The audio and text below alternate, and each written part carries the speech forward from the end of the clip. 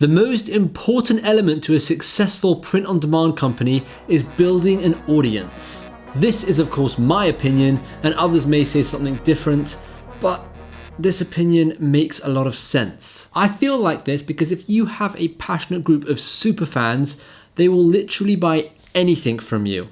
I once created and sold a t-shirt. I sold over 30 of them before realizing there was a spelling mistake on the t-shirt. Luckily, I was able to change it before it got printed because back in the day, you had to reach a certain goal before they printed your designs. So I was very lucky, but still, over 30 people bought the t-shirt even though there was a spelling mistake. Maybe they didn't realize or maybe they didn't care. I don't know. The point is they came from a Facebook group or Facebook page and they were super fans. And that is what I want you to build. There are, of course, other important elements like creating really good designs, having decent prices, using a good company that people trust. Obviously, all of these elements added together will result, hopefully, in a successful print-on-demand company. But I really feel that you need all of these different elements to kind of click into place to get those sales. And of these elements, I really do think a passionate group of super fans is the most important aspect of it, and I'm going to explain more in this video. Before we get into this topic, please don't forget to smash that like button, and if you're new here, my name is Shimmy Morris. I do all sorts of videos on print on demand, business, entrepreneurship, making money online, so hit that subscribe button and help me get to 50,000 subscribers. The reason I'm making this video now is because of recent events that have proven we are not in control of our print-on-demand businesses. Instead, we are at the whim of big companies like Teespring, Redbubble, Etsy, Zazzle, where they can pretty much do whatever they want, whenever they want. If they don't want us on their platform, they will just simply remove us. Right? There's no fighting, there's no sending emails and getting accounts back. If they don't want you on their platform, you're not going to be on their platform.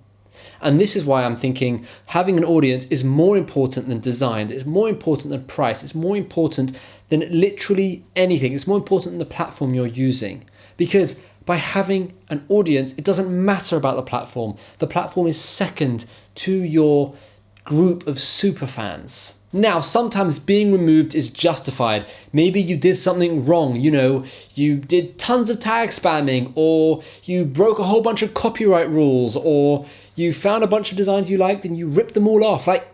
Who knows? Sometimes it is justified, but a lot of the time it's not justified. And the amount of people that have emailed me, DM'd me, even left comments on YouTube videos saying that they've had their account suspended or entirely removed and they haven't done anything wrong. It's countless. So yes, being shut down overnight is incredibly scary, and there are some ways to kind of ease that thought, and one of them is to spread yourself across a lot of platforms. So for example, rather than put all your designs on Redbubble, have some on Etsy, have some on Redbubble, have some on Amazon, have the same ones on all of the platforms if you really want, right? But the idea about being on as many platforms as possible is if one platform shuts you down, you have another platform that could hopefully make you money. However, this still isn't good enough because you're still at the whim of these print-on-demand companies. So brilliant, you're on all these platforms now, but you want to take it a step further to really, really make sure you are in control of your potential sales and your potential income. For example, in my Amazon FBA business where we import stuff from China, we sell it on Amazon, right? You would think that we'd be totally happy with just relying on Amazon's traffic to get us sales. But no, even though Amazon have around 200 million visitors every single month, that's a lot of organic sales that we could be getting, but we still make sure to run traffic to our own audiences, lead them to our product page to actually get sales.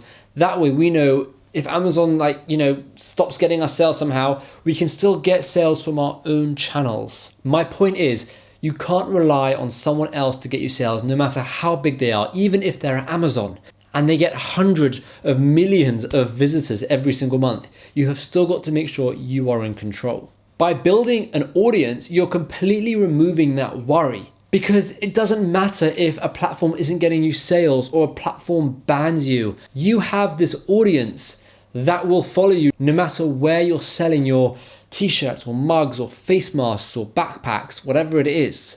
And this leads me to realize that print on demand isn't really a design business, a design game. It's more of a social media growth business, if that makes sense, right? So to make that more simple, rather than think it's all about the design, it's all about the price, it's all about the platform, right? It's actually a social media game, and it's all about how many followers can you get? How passionate are those followers? How can you engage with those followers? And how can you create a list or a group of the most passionate fans that when you do post a t-shirt or a design, they will come flying in to buy it. A couple of examples is someone like Logan Paul. Now, I'm not saying, build a YouTube channel with over 20 million subscribers, but someone like Logan Paul or Mr. Beast or another one, John Olsen, right? If they make a design on their t-shirt or their apparel item, they will sell out in seconds. It doesn't matter about the price.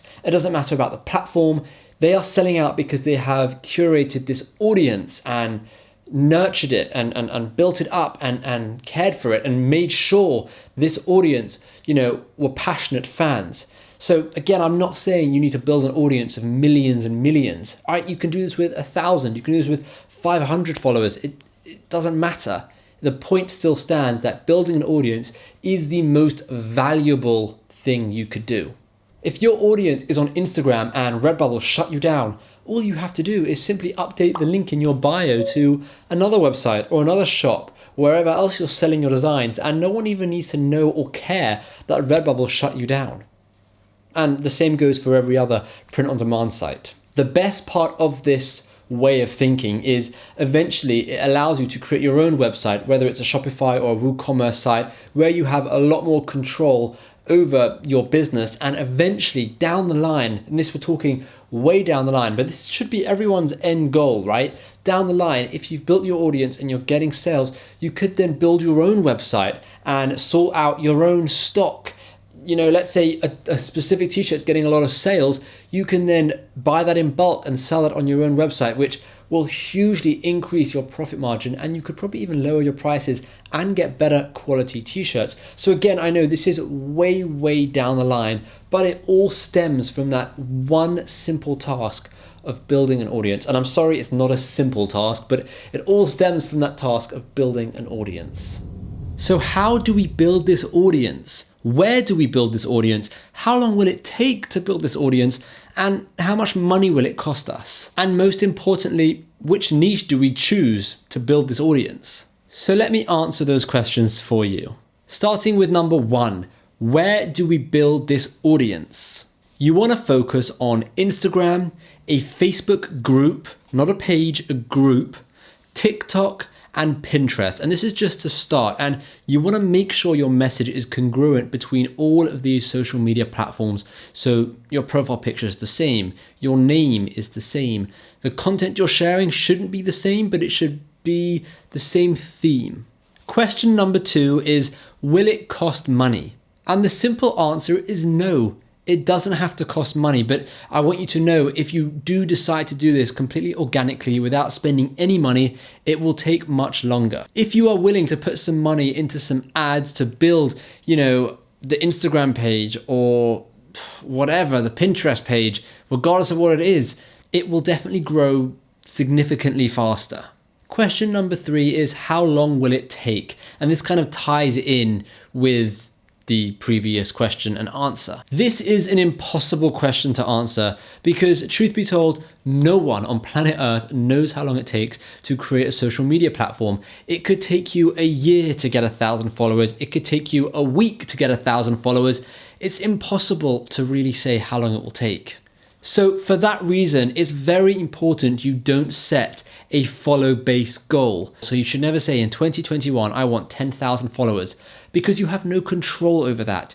Instead, you should create a content-based goal, meaning you should say in 2021, I want to have posted 300 pictures to Instagram, 500 pictures to Pinterest, and 100 TikToks. You have full control over that goal because that goal is just you putting effort in. If that results in 1,000 followers or 100,000 followers, brilliant. But you can't factor that in because you can't know how many followers it's going to lead to. And you have to know every single piece of content that you post is another new piece of content that someone can find you through. So if you keep posting to Instagram, yes, it might be a slow game, but you never know which post could take off or which post could get you those extra 10 followers. You just never know. The only thing you can do is just to continuously post and don't get disgruntled or, put down if things are going slow.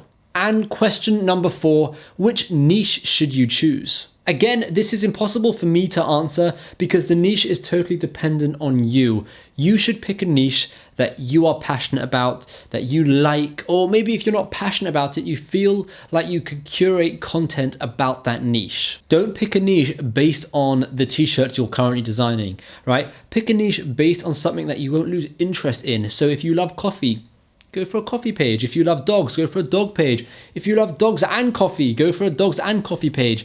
But the reason behind what I'm saying here is because you don't want to start posting for a niche and then get bored after 6 months and realize what the hell are you doing, right? You want to make sure you're interested in the content you're posting, because if you don't like your own content, no one else is going to like it either. And just by the way, an extra bonus question, if you're worried about where to get content, there are tons of websites like Unsplash.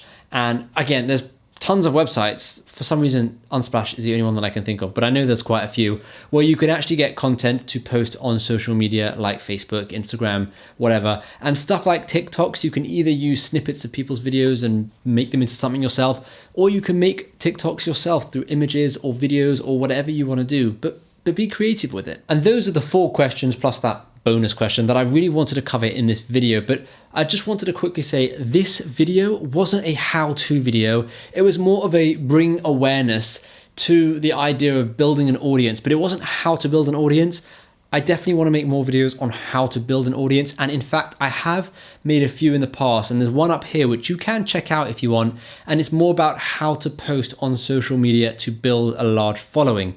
But like I said, this video wasn't a how-to, it was more just a bring awareness video. So let me know in the comments what you think and if you want me to make more how-to videos. And I really hope you realize the power and the importance of building an audience, no matter what business, what niche, what it is you're doing, it does not matter. Everything stems from having that audience. Thank you so much for watching. This video here is that video I was referencing before about, how to post on social media. So go and check that one out now, and hopefully I'll see you in tomorrow's video.